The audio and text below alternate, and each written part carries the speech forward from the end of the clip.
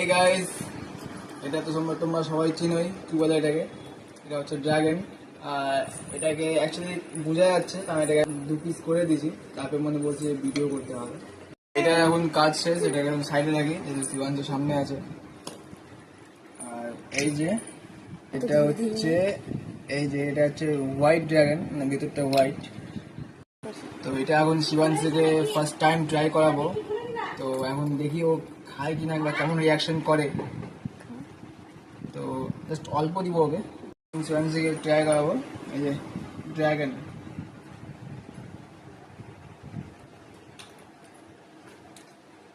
তো কাজে এখন সেরকম ওর দাঁত হয়নি, তো ওটাকে চিবাতে পারছে না।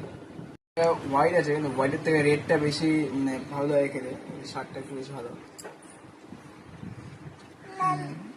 নট ব্যাড, বাট রেডটা একটা আলাদাই টেস্টি।